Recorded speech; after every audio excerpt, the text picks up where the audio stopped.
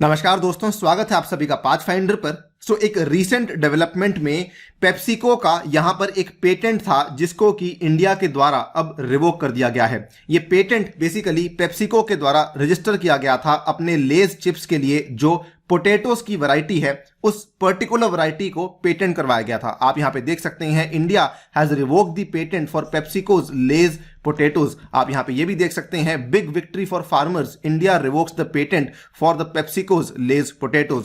यहां पर बेसिकली आज से 2 साल पहले की बात है कि पेप्सिको के द्वारा गुजरात के जो फार्मर्स हैं जो कि उनके लिए इन पोटैटोज को उगा रहे थे, उनके ऊपर पेप्सिको ने केस किया था, क्योंकि बेसिकली वो पेप्सिको के द्वारा जो उगाए जाने वाले पोटैटोज हैं उनको अपने लेवल पर भी उगा रहे थे। लेकिन अब यहां पर किसानों के लिए बड़ी जीत में क्या हुआ है कि एक स्टैट्यूटरी बॉडी है इंडिया में जिसने कि पेप्सिको की इस पर्टिकुलर रजिस्ट्रेशन सर्टिफिकेट को रिवोक कर दिया है। समझेंगे पूरे के पूरे केस को। मोस्ट इंपॉर्टेंटली यहां पर यह समझना हमारे लिए काफी इंपॉर्टेंट है कि कौन से एक्ट के तहत ये वाला जो रजिस्ट्रेशन है इनको दिया गया था और किस एक्ट के तहत ये पर्टिकुलर रजिस्ट्रेशन को यहां पर रिवोक किया गया है। चलिए शुरू करते हैं मेरे साथ। मेरा नाम है अनिरुद्ध। इस लेक्चर की पीडीएफ को डाउनलोड कर सकते हैं यहां पर दिए गए टेलीग्राम चैनल के माध्यम से। इसके अलावा आप लोग जुड़ सकते हैं using this particular handle on the Unacademy app as well. Right, दोस्तों आज से काफी साल पहले की बात है, 1989 में पेप्सिको ने इंडिया में आके अपनी पहली पोटैटो चिप्स मैन्युफैक्चरिंग यूनिट को लगाया था। उस पर्टिकुलर टाइम पे इन्होंने एक बहुत ही खास वेरिएंट को डेवलप किया था जिसका पोटैटो क्रॉप का वेरिएंट है जिसका नाम है FC5। इस पर्टिकुलर वेरिएंट की सबसे खास बात क्या थी कि इस पर्टिकुलर वेरिएंट में जो मॉइस्चर कंटेंट है वो काफी कम होता है, जिसकी वजह से आप इसको जब फ्राई करते हैं उसके बावजूद भी इसकी जो शेल्फ लाइफ है वो काफी अच्छी रहती है। इसीलिए इसको एक बहुत ही ज्यादा आइडियल रॉ मटेरियल माना जाता है for the production of the potato chips. यहां पर आप देख सकते हैं कि उसके कुछ समय के बाद इन्होंने 2016 में जाके इस पर्टिकुलर वैरायटी को रजिस्टर करवाया और इन्होंने FC5 की जो पोटैटो की सीड थी ये लोकल फार्मर्स को देना शुरू कर दिया। इन्होंने इन फार्मर्स के साथ एक डील कर ली कि हम आपको यहां पर इसका सीड देंगे, बदले में आप हमें जो है पोटैटो को उगा के देंगे और हम लोग जो है आपसे इस पर्टिकुलर पोटैटो को खरीदने के लिए एक फिक्स्ड प्राइस ऑफर करने वाले हैं। इस पूरे के पूरे सिलसिले को कॉन्ट्रैक्ट फार्मिंग का नाम भी दिया जाता है। आपके सामने मैंने कॉन्ट्रैक्ट फार्मिंग की एक प्रॉपर डेफिनेशन दी है। ये बेसिकली एक ऐसा एग्रीकल्चरल प्रोडक्शन सिस्टम होता है जिसके अंदर एक प्री हार्वेस्ट अग्रीमेंट होता है between the buyer and the producer. Buyer यानी कि आपका फूड प्रोसेसिंग यूनिट या फिर एक्सपोर्टर, इस केस में आपका पेप्सिको हुआ, और आपका प्रोड्यूसर यानी कि फार्मर्स या फिर फार्मर्स के द्वारा बनाए गए कुछ संगठन। और यहां पर यह भी इंश्योर किया जाता है कि जो प्रोड्यूसर है वो एग्रीकल्चर प्रोड्यूस को एक स्पेसिफिक प्राइस पे आगे जाके एक स्पेसिफिक टाइम पे बेचेगा एज पर दी अग्रीमेंट। तो ये वाला अग्रीमेंट हुआ था बिटवीन पेप्सिको और ये वाले गुजरात के फार्मर्स के बीच में। नाउ कुछ समय के बाद बेसिकली क्या देखने को मिलता है कि कई सारे फार्मर्स जिनको कि FC5 की सीड प्रोवाइड करवाई गई थी वो इसी पर्टिकुलर सीड का अपने आप भी एक तरीके से पोटैटो वैरायटी उगाने लग चुके थे। इसके चलते 2019 में पेप्सिको ने इन सभी के सभी इंडियन फार्मर्स को बेसिकली सू किया था based in the state of Gujarat for cultivating the FC5 potato variety जिसका की मॉइस्चर कंटेंट काफी लो है। नाउ आप देख सकते हैं अप्रैल 25, 2019 की यह खबर है इंडिया टुडे की। PepsiCo sues Gujarat potato farmers says they are growing the variety which is used in the Lay's chips. आप ये भी देख सकते हैं इस चीज को लेकर काफी सारे आर्टिकल सामने आए थे।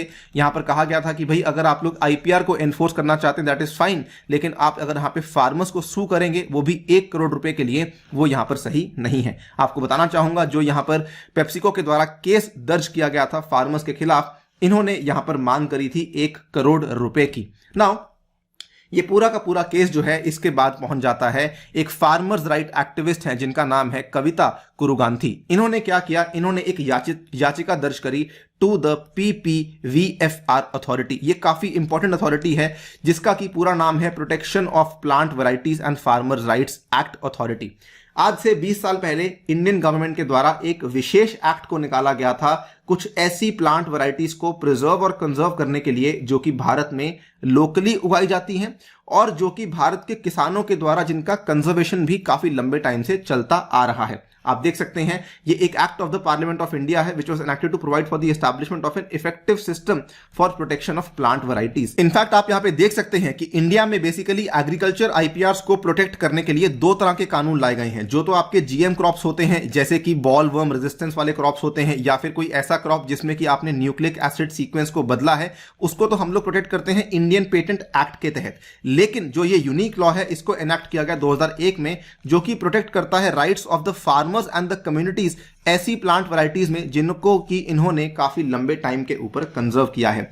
इसी पर्टिकुलर एक्ट के तहत ये वाली जो आपकी फार्मर्स राइट एक्टिविस्ट हैं, ये जा पहुंची पीपीवीएफआर अथॉरिटी में और इन्होंने मांग करी कि जो आईपी प्रोटेक्शन आपने ग्रांट करी हुई है पेप्सिको की FC5 सीड को, वो यहां पे रिवोक होनी चाहिए, ऐसा कहते हुए कि government rules do not allow the patent on the seed varieties. आप यहां पे देख सकते हैं जो कानून है वो क्या कहता है। इन्होंने कहा है the registrant's rights are limited to only production of a variety and not production from a variety.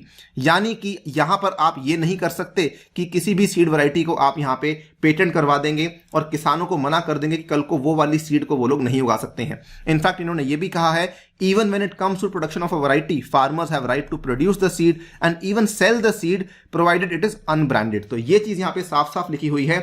अगर सीड की ब्रांडिंग यहां पर नहीं हुई है, उस केस में फार्मर्स उसको दोबारा से उगा भी सकते हैं, केवल उगा ही नहीं अपने लेवल पे उसको अलग से बेच भी सकते हैं। ये साफ साफ कानून के अंदर दिया गया था।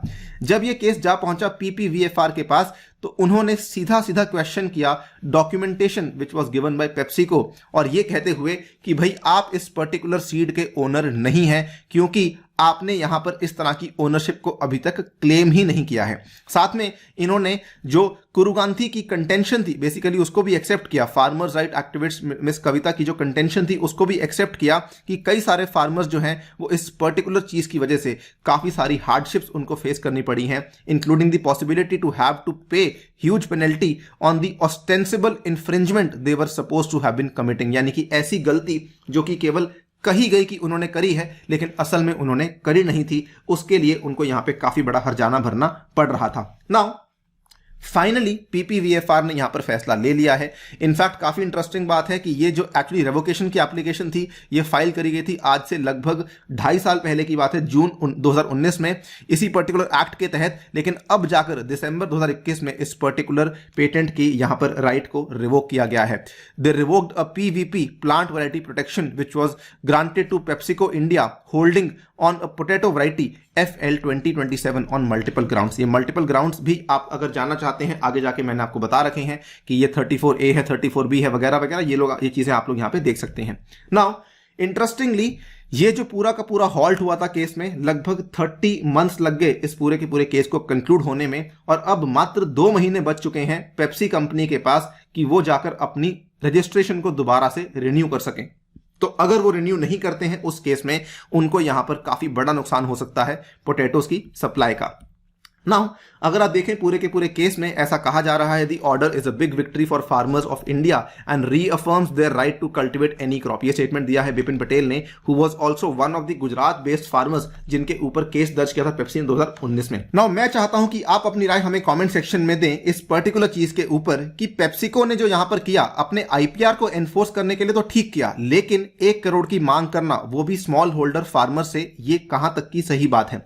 अगर मान लीजिए वो यहां पर कम्युनिटी को चेतावनी देना चाहते ही थे तो हो सकता है कि वो यहां पर फार्मर से कोई छोटी मोटी मांग कर लेते या फिर उन फार्मर्स को प्रोसिक्यूट भी करते। लेकिन जो काम पेप्सी के द्वारा यहां पर किया गया है, सीधा सीधा यहां पर ये चीज सामने आती है कि पेप्सी जो है वो ग्रीडी है और उन्होंने अपनी हाई हैंडेडनेस का भी इस्तेमाल किया है। अपनी राय हमें कमेंट सेक्शन में डेफिनेटली दीजिएगा। फिलहाल के लिए वीडियो में इतना ही। जाने से पहले आपको बताना चाहूंगा कि अनअकैडमी के 6 साल पूरे होने के उपलक्ष्य में अनअकैडमी आपके लिए बहुत बेहतरीन ऑफर लेकर आया है, जिसमें कि आपको 6 मंथ्स का सब्सक्रिप्शन फ्री अवेलेबल करवाया जाएगा अगर आप लोग 1 साल का सब्सक्रिप्शन लेते हैं। तो इसमें आपको कोड यूज करना है अनि UPSC, जिसके चलते आपको कई सारे बेनिफिट्स मिलने वाले हैं। मेरी पर्सनल गाइडेंस, व्हाट्सएप ग्रुप में एडिशन और 20 बुक्स भी आपके घर तक पहुंचाई जाएंगी। इसके साथ ही में प्राइजेस बढ़ने वाले हैं दोस्तों 16 दिसंबर को। सो अपना फैसला जल्दी लीजिए और मेरी माने तो आज ही लीजिए। साथ ही में अगर आप देखें ये वाले अगर आप कोर्स को परचेस करते हैं तो 22 और 23 के जो विद्यार्थी हैं उनके लिए ये वाले डेडिकेटेड बैचेस अवेलेबल करवाए जाएंगे। इसके साथ ही में मेरे द्वारा भी आपको ये सारे के सारे बैचेस अवेलेबल करवाए जाएंगे। 15 दिसंबर से हम लोग एक स्पेशलाइज्ड बैच शुरू कर रहे हैं